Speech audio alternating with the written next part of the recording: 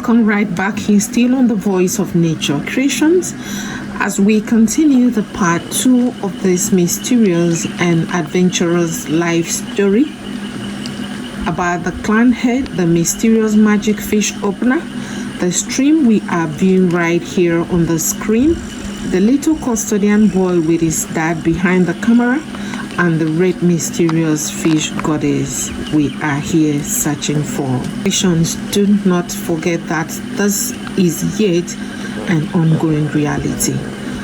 All good-hearted and positive wing-spirited creations are beckoned to kindly follow or subscribe to be updated for more, like and share to get to more like minds, because at the end of this story we all will be proud and happy for being part of nature system creation. Still with the ambassador for nature, here is the mysterious and adventurous reality creation. From where we stopped, as the car smoothly started, my people were all shocked as we glanced at each other. My butler rather gave out smirk looks as I was about to ask him of such a smile as if he knows more about what we are going through.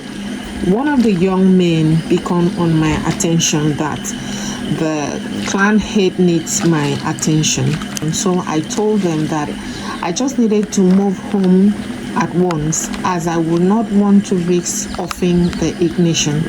One of them suggested that I should leave the car on, that it will also maybe help me warm the engine. So I hurriedly left the ignition on and rushed in to see the clan head. As soon as I met him, I was about to explain the situation of not going to waste more time. Further, he interjected, "Oh yes, that is true, I know. But there is something about you that yet to be known. I can't actually plate foot on. As such, I would like you to pay me an official visit again, and it should be on a Monday. If possible, I will need to buy more mushroom. I think I used to like it so much even as a little boy," then he added. So at this point, my mushroom sales then used to be a very exciting discussion to me. However, I didn't think I wasn't totally okay with the delays due to my car condition, so I then made him a promise to come back the following day. He was glad, responded. He said, "Ambassador, right?" I nodded. "You know you have given me your words. How much is your mushroom per bag?" I told him. He demanded for 4 bags.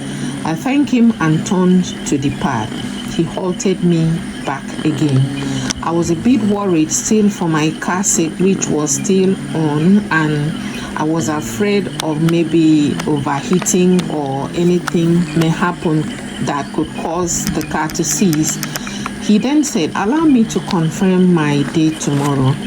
Then I quickly rushed back to briefly check on my car, but getting the readings on the dashboard okay and intact, I went back to him, and he reluctantly at that moment said, "Yeah, my date tomorrow will be free, but I don't know. However, I would like to know you more, so please come back tomorrow." We exchanged pleasantries and I left.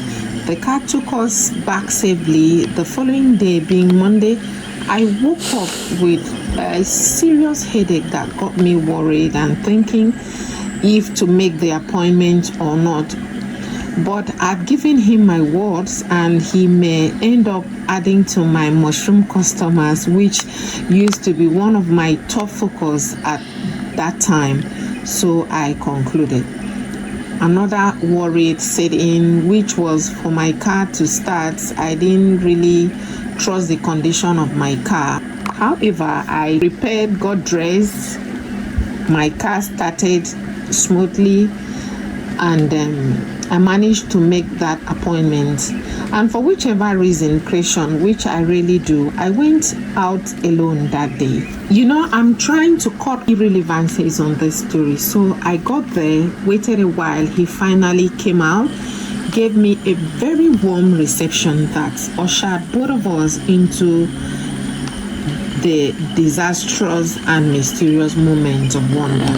As I was there, we talked about many important issues, mostly about nature in general. And then he was actually, wondering how I managed to grow mushrooms.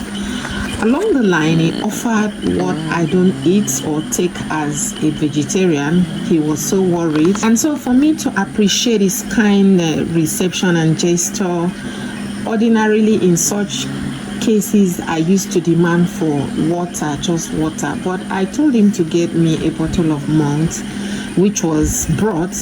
Creation, from here, the mystery and the adventure continued.